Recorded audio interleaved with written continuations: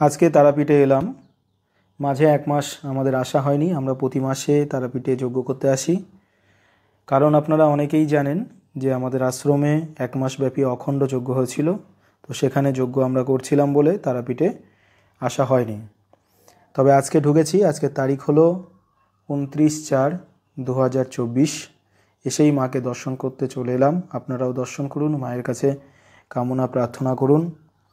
কালকে আমাদের শ্মশানে যজ্ঞ আছে, 1 তারিখে যজ্ঞ আছে এবং 2 তারিখ লাস্ট যজ্ঞ করব। তারপরে 3 তারিখে বাড়িতে চলে যাব। তবে এবার যা গরম পড়েছে, এতটাই গরম যে অন্যবার যেমন যজ্ঞ আমরা আরম্ভ করি কোনো সময় 2:30, কোনো সময় 3টে বা 3:30-এর মধ্যে যজ্ঞ শুরু করে দিই। এবার একটু দেরিতে করতে হবে, কারণ তারাপীঠে প্রচণ্ড গরম এখন, এতটাই উত্তাপ যে বাইরে বেরোনো যাচ্ছে না। একটু দেরিতে আরম্ভ করব যজ্ঞ এবং রাতের দিকে একটু বেশি রাত করে করব। আর একটা আশ্রম এখানে তৈরি হচ্ছে, আমাদের গুরুভাই তৈরি করছে, আপনাদেরকে দর্শন করাবো। আর এই যে আশ্রমের এটা হলো যজ্ঞের জায়গা। এখানেও কিন্তু চৈত্র মাসে যজ্ঞ হয়েছিল, 1 মাস ব্যাপী আমাদের গুরুভাই করেছিলেন। এবং এই যে মন্দিরটা দেখছেন, মন্দিরটা এখানে তৈরি হচ্ছে দশমহাবিদ্যা মন্দির, দশমহাবিদ্যা ও পাতালেশ্বরীর মন্দির, অর্থাৎ পাতালে কিন্তু মা পাতাল ভৈরবী থাকবে। তো মন্দিরটা কমপ্লিট হোক, আপনারা প্রত্যেকেই কিন্তু দর্শন করতে আসতে পারেন।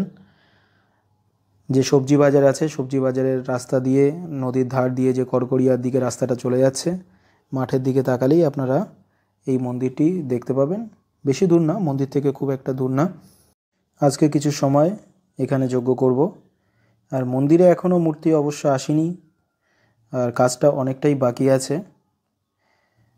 শুধু প্লাস্টারের কাজগুলো চলছে, ভিতরে এখনও প্লাস্টার হয়নি, মেঝের কাজও হয়নি, কারেন্টের কাজ কিছু হয়েছে, আর চূড়ার কাজটা চলছে, আপনারা দেখছেন। এখানে পাতালেশ্বরী যে মায়ের মূর্তি আছে,